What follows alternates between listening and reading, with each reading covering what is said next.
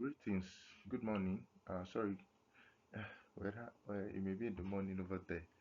Well, greetings to you.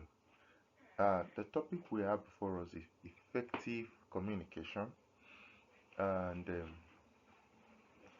uh, we'll be talking about effective communication in such a way that um, it relates to our ministry and what we are doing.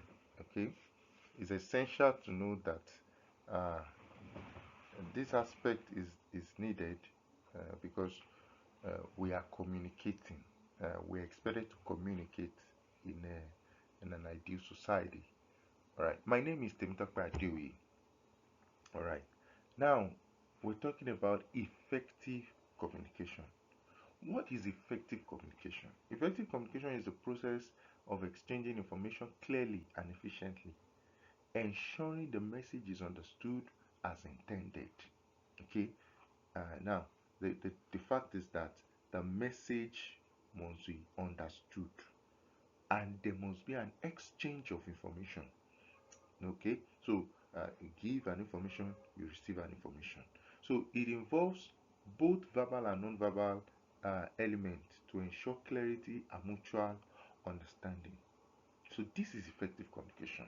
Now, this guide is going to explore the key components, barriers, strategies for improving communication in various contexts, from personal relationship to professional setting.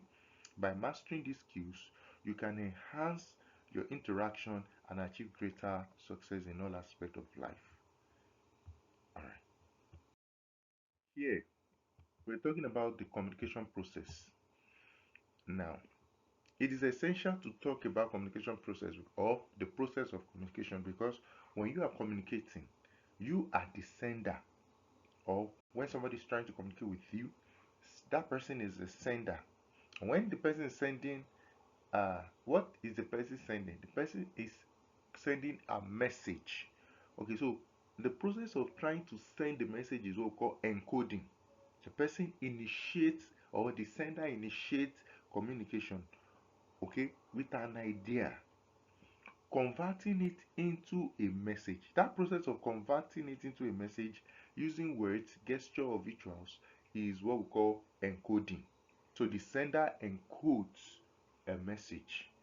And then what is the message? The message is the information communicated through speech, text, visuals, or body language sent via a channel through like face to face, email, or social media. The social media like Facebook, Twitter, WhatsApp, and all of that.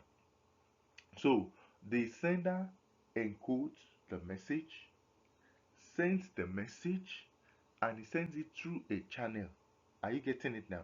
Now, when he sends the message through a channel, whether through Facebook, through face to face engagement, or social media or email, then he's sending it to somewhere. And where is he sending to? To the receiver. Now, the receiver receives the message, okay, and make an effort to do what? To interpret the message. The process of interpreting the message is what we call decoding. Okay, as he's trying to interpret the message, he is interpreting the message based on his knowledge or her knowledge and experience. And he's trying, and one major thing after encoding, after decoding the message, it makes effort to give a what? A feedback to confirm that the message is understood. The message the sender sends is understood and not, or not. You understand? So the feedback, that's where the exchange of information comes from. So we let's look at this example now. A manager wants to inform employees about a meeting and then writes an email. Do you see that? He has an information, he has a message. So what does he do? He encodes it. Okay, he wants to inform employee about a meeting. That is the message. Now let's check the message that he wants to send. So what's the message? Team meeting at 3 p.m. in the conference room. Team meeting at 3 p.m. in the conference room. What's the channel? Email. Can you see it now? Now, then the receiver, who are the employee, they read the email Are you getting it? That those are the receiver. Then they receive the email, and then they decode it, and then they are expected to give what, a feedback. And what's the feedback? To confirm attendance or ask questions for clarification. Good. So let's see this chart now. Look at this chart. Now, can you see this chart? You see the sender. The sender sends the message, and the process of sending the message is encoding. You see the encoding beside the sender. Now the message now travels. That's the message. It travels through a channel. Are you seeing it? It travels through a channel. You can see the channel going. Then it gets to who? The receiver. So there is a route, there is a way the message travels, okay, and it gets to the receiver. Okay, what the receiver does is to begin to decode the message so that it can give a feedback to the sender. But between decoding, and sending back the message, there is something called noise or interference, and we'll be checking what this actually means as we study further. All right. Okay. So we are talking about communication actually. Okay. So we talk about verbal communication. Number one, we talk about issue of clarity and conciseness. Clarity and conciseness. Now, when you talk about clarity and conciseness, when you are speaking as a sender of the message, okay, you are speaking with a purpose. Okay, there is there's an intention. There's an intention in your heart when you are sending the message. And as you are trying to speak with purpose, you make sure you avoid unnecessary details to ensure your message is easily understood. Avoid ambiguity, avoid unnecessary jargon that will not add up to your intended purpose of speaking. I don't believe anybody will open his mouth and just speak without a purpose. There must be a reason. Okay, and as you are speaking, okay, now you are sending a message. The process of encoding the message is that you now use the tone and pitch. Okay, now you adjust your voice according to the context. For example, now you need to use a calm tone when you are trying to solve a problem, okay, for problem solving. And when you are trying to give an instruction, you use a firm tone. You see that? So you are trying to encode. So when the message is going, then the person that will listen to you, okay, and there's a way the person listens to you. Now let's assume that you have sent the message and you are waiting for feedback, and then you have to engage what we call active listening. Are you seeing it? Active listening. Now active listening, to make sure that that verbal communication is completed, you focus on the speaker, you avoid interruptions, and provide feedback to show you are engaged, to show that yes, you got the message the speaker is trying to pass across. I hope you're getting what we're saying here. All right. All right. Here we have non-verbal communication. Sorry, I'm supposed to tell you that in communication we have two types. Okay, we have the verbal communication and the non-verbal communication. Now, the verbal communication is one that has to do with the spoken. When you speak, you listen, you speak again, the person listen or the person speaks to give you a feedback and all of that circle, like the one we showed in the third slide. Okay. Now, but here we are talking about non-verbal communication, where you may not have to speak, okay, but you have to communicate. So it's not all the time that you use words, spoken words, or you speak to communicate. There are times you use other means of communication. So what are the other means of communication? We have body language. Okay, um, you use posture. I mean, you use posture to show confidence. You use open posture to show confidence. You are aware that sometimes when you cross your arm, you are trying to show that you are kind of being defensive. Okay, there are times when you give some um, body movement that shows that you are afraid, you're fidgeting and all of that. So then facial expression is another non-verbal communication. For some of us, we remember that our parents, when we're growing up, there's a way they will use their eyes to communicate something, especially when visitor is around. There's a way they will just look at you and you must get the message. If you don't get the message, wait for the visitor to leave and you will smell pepper. Okay, so the facial expression, you see the communication, you know, flowing in such a way that the message is completed, because you have to give a feedback, an action, a non-verbal communication possibly, or verbal communication, to show that you understood the message. So sometimes, you can have a smile shows warmth, while when you frown indicate concern or disagreement. Sometimes when our parents are trying to tell us leave the place so that the visitor can sit down, some of us, we will not respond. When the visitor leaves, you chop slap.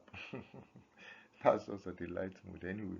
So uh, we need to understand that there's also what we call eye contact.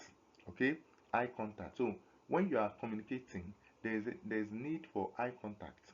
Okay, that's a non-verbal communication, and when you maintain eye contact, it shows to the person that you're communicating with that you are properly engaged and you are attentive. Okay, and if the other person that you are communicating with is not giving you eye contact, you feel that the person is not getting properly engaged and is not being attentive. All right. So all of these non-verbal communications are essential. So when you are writing your script, you or working on your script, or you are preparing to direct a production or something, you must bring all of these things into consideration. That um, there is a part where somebody must talk, and there are parts where somebody does not necessarily have to talk, but he has to give gestures, gesticulations, facial expressions, body languages, eye contact, that will show that yes, this person is passing a message across. Are you getting it? Good. Meanwhile, meanwhile, uh, as critical as effective communication is, as much as we have to communicate, we must also understand that there are barriers to this communication. So whenever you're working on your script, or you're working on your story, or you're trying to relate or interact with people, you must bring into consideration that there could be one, language and cultural difference or differences. Do you get it? Can you imagine what happened at Tower of Babel? Yes, Tower of Babel, where God scattered uh, the language of people. People started speaking different languages and they could not understand each other. That was a kind of language difference. There are cultural differences, and the culture speaks, even though it looks non-verbal. Yes, but the cultural difference also speak, okay, and sends a message that okay, if you see somebody behaving like that, it must be from the Yoruba tribe. If somebody is doing like doing like doing like he's an Hausa man. If somebody is doing like this, that's how Igbo people used to do. When somebody just like say, this one is not from Nigeria. All of those kind of things. It shows in our, even our culture, our behavior and our attitude. Okay, so but uh, if we don't understand the language and cultural differences, okay, we will not be able to interpret the message coming from such angles properly, and won't be able to give a healthy feedback. Same thing, if people don't understand our language or culture, okay, um, they will not be able to understand our message, and they will not be able to give a healthy feedback. Okay, so we must be able to balance this, even as scriptwriter or drama minister, or whatever production we're trying to put up. Now we have number two, emotional barrier and stress. We must put this into consideration that these are kind of noise. Okay, yes, like types of noises, like that interference I was talking about, that hinders the person from giving a healthy feedback. Now, emotional barrier, okay, is one, stress is another. For example, somebody is angry, or is fearful, or is anxious, okay, the message can be distorted because uh, the emotional uh, push or drive may affect the free flow of communication. So that could serve as an interference, okay, for healthy feedback. For example, you are telling somebody something, and the person is angry. The way you will respond, you know that what's happening to you. You understand? Because that's not you are not getting the right response. The right feedback is not coming. So there must be a noise somewhere. Okay, then you try to address the noise to make sure that there is a free flow of communication. Then you talk about physical barrier. Yes, physical barrier. When you talk about noise, there's normal noise, as in physical noise, where maybe you are in the market and people are making noise, or you are in a classroom and students are making noise. So you may try to be communicating and they may not get what you're trying to say. So you must put all of this into consideration when you are working on your script. Distance, you must understand that you can't you maybe you want to work on a production now and you are telling us in the movie, maybe as the way you shot the movie or the way you are editing the movie. You now go and show to us that somebody is in like 100 feet away, you know, and the person is talking, and there are so many maybe buildings in between, and you are telling us that the person can hear. In the real sense, we know that there is a barrier, there is a noise. I mean, there's a distance challenge. The person may not be able to hear. So if you put that into play, there's a way we reason with it and say, okay, yes, it's because of this barrier, it is a physical barrier that this person could not hear what he's saying. You understand? Then we have technological issues, okay, that can also negatively affect communication. For example, if you are talking to somebody online and there is interference, I mean network interference, you are going to be worried, and you have to experience challenge with that communication. So all of this must be put into consideration when we are talking about effective communication, because that could also be a barrier. Oh, so let's move to the last one we have here. We have lack of active listening. Yes, as good as listening is, if it is not properly engaged, it will alter effective communication. In fact, one of the most important thing in communication is what? Effective listening. Effective listening. Because when somebody is speaking and you're able to listen clearly, you understand, you'll be able to save a lot of misinformation. You'll be able to save a lot of misunderstanding. Okay, so when you if for you, so that okay, I think we'll still get to how we are going to address all of this barrier. So lack of active listening, a distracted listening leads to misunderstanding and incomplete what? Information exchange. Okay, like look at the picture we have here now. These people are talking, and the driver may be trying to pass an information that I'm coming, and there's a honk. Okay, but maybe these people are carried away with their conversation. There's a noise, okay, that is hindering them from also hearing the communication of the driver. Can you see that? So that is barrier to communication. If care is not taken, the driver could hit them, and that could be a serious issue. Okay, so let's move let's move forward. Strategy, uh, strategies for improving communication. Yes, yes, we have seen all the barriers of communication, and we need to also check what are the strategies for improving communication. Number one, active listening. I talked about it. The last one was what? I mean, inactive listening or poor listening. Yes. So to solve the issue of to improve communication, effective communication, then you have to number one engage with active listening, show interest, paraphrase, ask clarifying questions to ensure understanding. For example, if you don't understand what somebody is saying, you ask questions. You ask that, okay, can you repeat what you have just said? I didn't get you. All right. You have to be deliberate so that it will show that yes, you are following. You can't for example, if you are teaching a class and the students are not giving you the kind of uh, attention you'd expect, or you are feeling that you are teaching them and they are not giving you the kind of look, you must be able to, I mean, paraphrase again. You have to repeat yourself and something like that to ensure that they listen. Okay, but if you are the one that is to show the active listening, you cannot be pressing phone and not listening to somebody, then you expect to give a good response. It won't work. So whether you are the one speaking or somebody that is speaking, listening is essential, either from the receiver that is not you, or from the receiver that is you.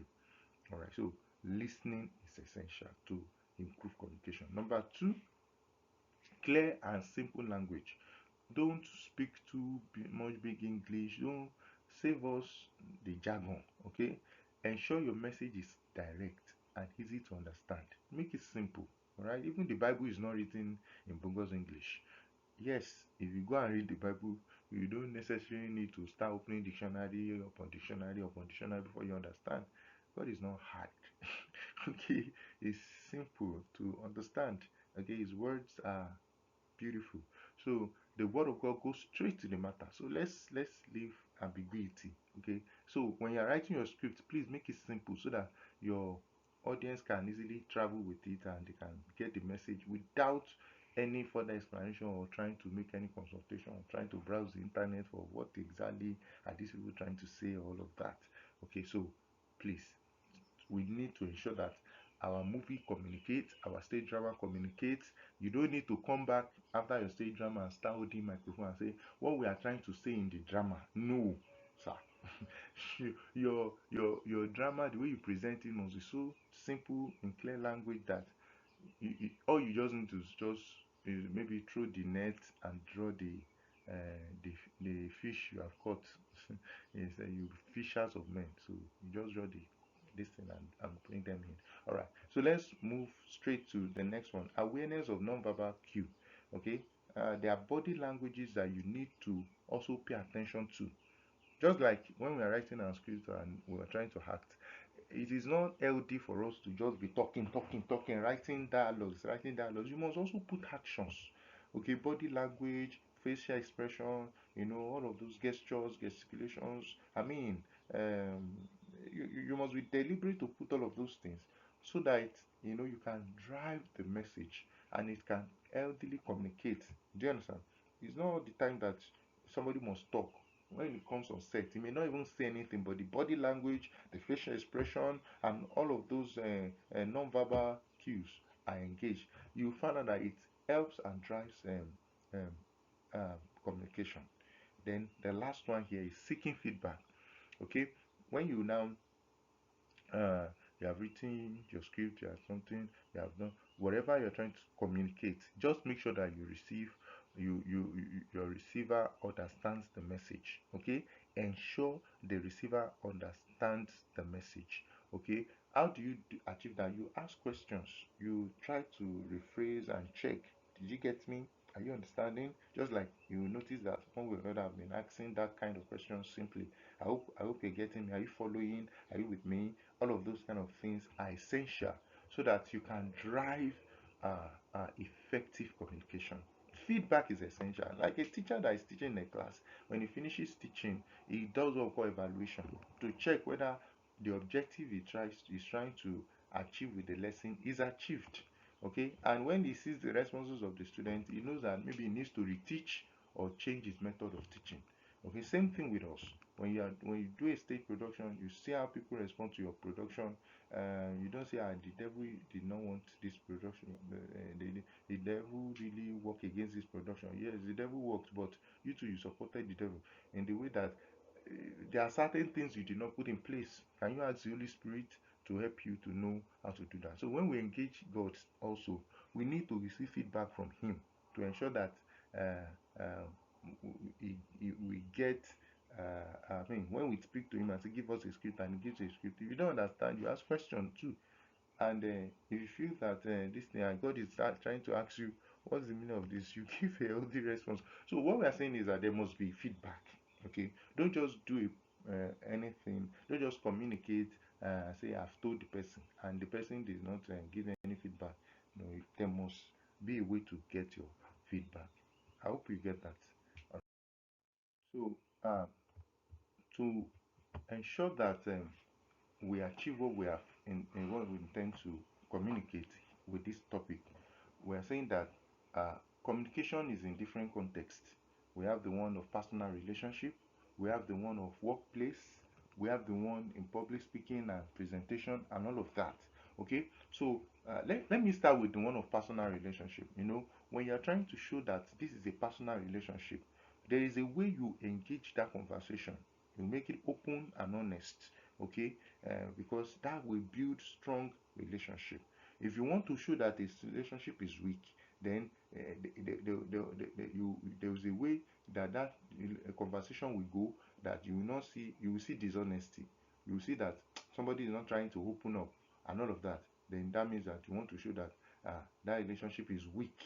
But you want to show that a relationship is strong. You see how you try to present it, engage it so that it's open.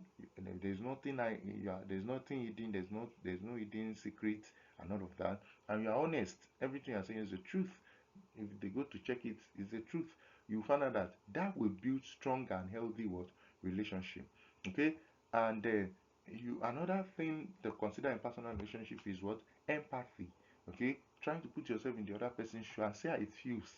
You don't just uh you know communicate and not coming to understand that the reason why this person is behaving like this, or is talking like this, or is acting like this, or is giving this non-verbal cue, is because of certain things that um, are happening around them. So you must put yourself in that person's shoe and understand the person. So empathy and understanding enhances emotional bonds and fosters deeper connection. It fosters deeper connection. So we must put that into consideration.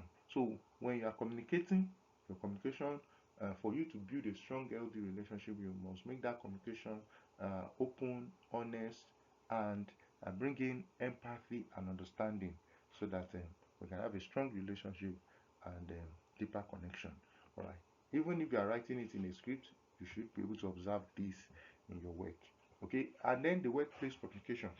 If you want to have teamwork, you want to have teamwork, team collaboration. This depends on open discussion and mutual respect. Okay, so there are choice of words you use that will show that, oh, you respect this other person. You try as much as possible to make the conversation open. Okay, there's nothing hiding, nothing hidden. Okay, and then another thing is, from leadership to those you are leading. Okay, it requires clear instruction.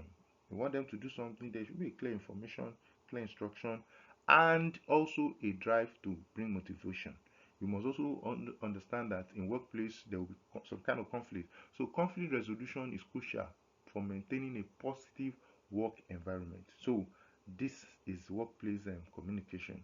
Now let's go to public speaking and presentation. Public speaking and presentation. Now there is a need to know that in public speaking, your confidence, your structured speech, and audience engagement are very, very important. You must, number one, put up what? Confidence. Number two, you must have prepared what you want to speak on. Make it structured. Okay? Put some sense of humor. I mean, be use some stories, some visuals. I mean, possibly you can do a slide. You can you can tell some stories, some little joke that travels along with what you're trying to tell the people. And you must keep your audience interested. You must be able to sustain their interest from beginning to the end. Public speaking, or your public speaking or your presentation must be seriously deliberate to engage your listener or your audience.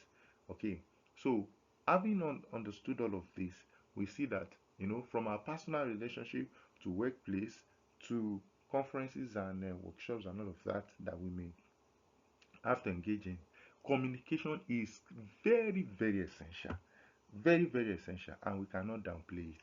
Okay, you can remember, anywhere there is no healthy communication, there is every tendency that there will be disunity, and there will be no bonding, there will be no relationship.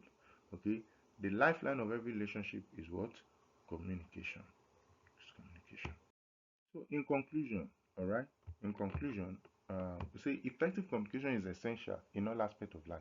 So, from personal relationship to professional success, um, we must also be able to make effort in overcoming barriers, continuously improving our skills, ensure that we lead a better interaction, and we build a stronger connection. All of that is necessitated by what? Effective communication. By practicing these strategies outlined here, um, you can both, enhance both personal and professional relationship, fostering a more collaborative and understanding environment. Continuous learning and adaptations are key to mastering the act of effective communication. So make sure that you put this into consideration when you are writing your script also. Okay, make sure that as an actor you have you put in active listening. It shows to your audience that you're listening. It shows your clear articulation. Yes, the way you turn your words, you say it, and then your emotion must be empathetic, and you may need to also put non-verbal cue so that your effective communication can be driven. Yeah. So on this note, I want to say thank you for listening and God bless you.